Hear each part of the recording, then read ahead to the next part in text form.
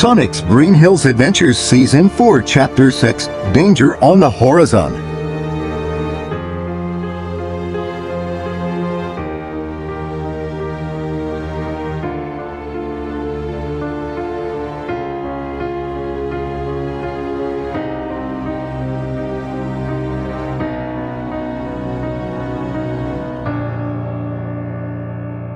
Sonic's point of view. My jaw dropped at what I just heard what the gun soldier said.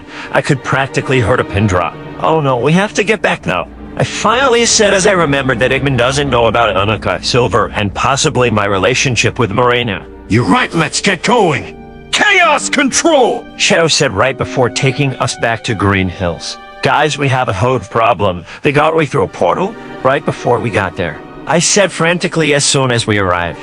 Oh no! Oh, there's no telling where they went.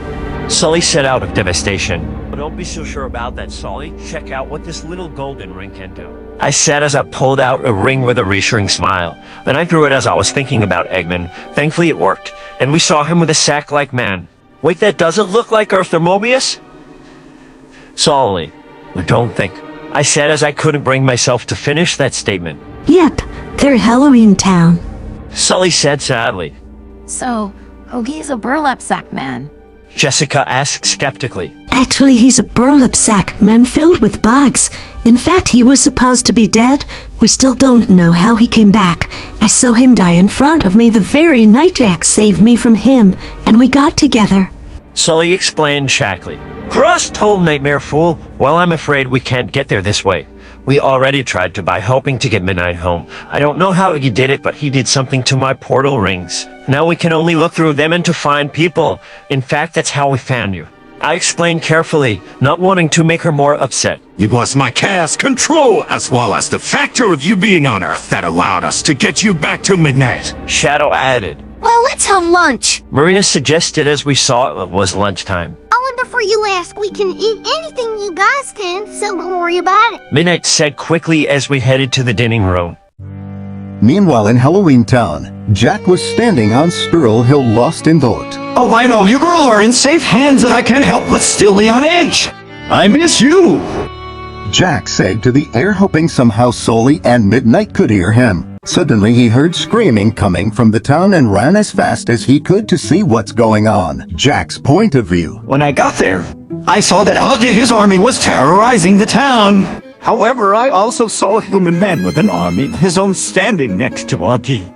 I got into my battle stance and took out my soul rubber. Augie, what is the meaning of this? And who is he? I demanded as I started to destroy the army. I'm Dr. Ivo Robotnik, the smartest human scientist. I always believed that machines are far superior. Dr. Robotnik said darkly and even patronizingly. I realized I was severely outnumbered, so I changed to my Pumpkin King form. You're fools to think you can threaten my town and friends. I screamed in a demonic voice to intimidate them and show them I wasn't messing around. Then I released a massive fire blast that destroyed the armies instantly. Dr. Robotnik's point of view. When Jack was distracted with destroying the armies, I saved several drones as I snuck behind him. Then I commanded one of my babies to hit Jack in the skull as hard as it could. My plan was successful, for he went out cold immediately. Not so invincible now, Jack, I said in victory. Excellent work, Dr. Robotnik. Now please help me take him to his long-awaited cell. Ogie requested respectfully. Then together we carried him to a creepy cell block and put him in the cell that had a jack-o'-lantern carved above it. Thank you, Dr. Robotnik. I couldn't have done it without your help. Ogie said once the cell door was locked. Now may I return to Earth? You promised me I would get my revenge too. I requested impatiently. But of course, I'll be joining you soon. I have some takeover business to do here first. Ogie replied as he opened a portal, so I nodded and ran through the portal.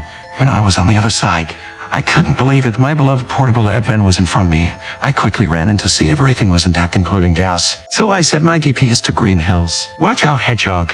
It's time for you to pay along with anyone you care about. I said excitedly. I couldn't wait for these 3 days of travel to be over. Meanwhile in Green Hills, everyone had just finished lunch. So guess what, Midnight and Sully? There is more to tell you about us. Sonic said as they left the dining room. Oh, what's that? Midnight asked eagerly. Follow us to the backyard, and we'll show you. Silver replied enthusiastically as they gestured for Sully and Midnight to follow them. Then they walked over to the pool. So you ready to have your minds blown? Sonic asked eagerly. You bet we are, right, Mama? Midnight replied confidently. I am curious to say the least. Sully added happily. Then Sonic, Shadow, Silver, and Marina jumped into the pool. Then they resurfaced with their tails. Oh, this is amazing. How did this happen? Midnight asked excitedly as they swam to the edge of the pool. Well, to make a long story short, during our recently finished summer vacation at the Australian coast, we went to a special island on a full moon night and went into this place we call the Moon Pool, which was in the center of a dormant volcano. So when the moon passes over the cone of the volcano, that was the moment we got our powers. Shadow replied as they sat on the pool steps. Well, so cool. Midnight said dreamily. Yeah, in fact, that was the night I met them. Silver added happily. But that's not all the way comes to these powers. Look at what else we can do. Sonic said excitedly as he nodded knowingly towards Marina. Then Marina used her power to make a ball of water and made several shapes to demonstrate it further. Well, so pretty. Midnight and Sully said in astonishment. Then Shadow froze it. Then Sonic found it and Marina let the water fall back into the pool. Well, that's so cool. Midnight said excitedly. Thanks, but we'll need to go inside to show you my power. Silver said as they pulled themselves out of the water. Then Sonic steam dried their tails off. Well, that's convenient. Sully said as they stood up. Yep, I think it's fitting since going fast is my life in a nutshell. Sonic said happily in agreement. Then Silver used his psychokinesis to prep a glass of water. Okay, now observe my power. Silver said and proceeded to turn the water in the cup into jelly. Well, that's so fascinating. Midnight said excitedly. I know, right? There are more like us. In fact, they taught us the ropes. They live in Australia, though. Shadow added as they sat down on the couch. Sonic's point of view. Then I heard my phone ring and saw it was Donut Dad. Hey Donut Dad, what's up? I asked as I answered my phone. Hey Sonic, it's getting late, so you guys need to come home. Donut Dad asked casually. Sure thing, Donut Dad. However, we found Midnight and Mom Sully, so where are they going to stay? I replied seriously. Well, if Longclaw and Shaga share their rooms, can stay with us. I was saying Rachel in Yo's place, but you know Rachel can be, and I don't want to bother her with this, if you know what I mean. Donut Dad explained casually. Great, we'll see you when we get home, and I don't know what you mean. I said right before hanging up. So what was that about, Sonic? Shadow asked curiously. Donut Dad wants us to come home. After all, it's our first school night of the year. Also, he said you two can stay with us while you're stuck here. I said reassuringly as I gestured to Sully and Midnight. Really? Oh, thank you.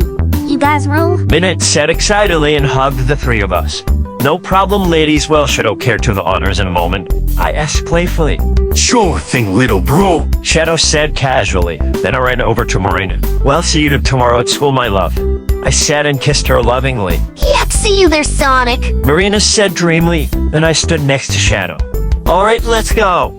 I said happily. Chaos control! Shadow exclaimed and we appeared in our living room. Shadow's point of view. When we appeared in our living room, we saw everyone was there and Anika was on the floor, and she looked like she was trying to walk. Hey guys, meet Sully Skellington, Queen of Halloween Town. Also, Annika, are you trying to walk? Sonic said as me and Silver went and sit close to Anika. Hello, Sally and Tom. This is my wife, Minnie, and our biological daughter, Anya. Dad said happily. And I'm their godmother, Longclaw. Longclaw added sweetly. Hi, it's nice to meet you all and thanks for letting us stay here.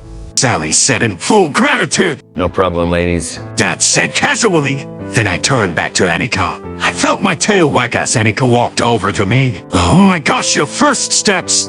Way to go, little sis, I said as I picked her up in excitement. I could hear everyone cheering along with me.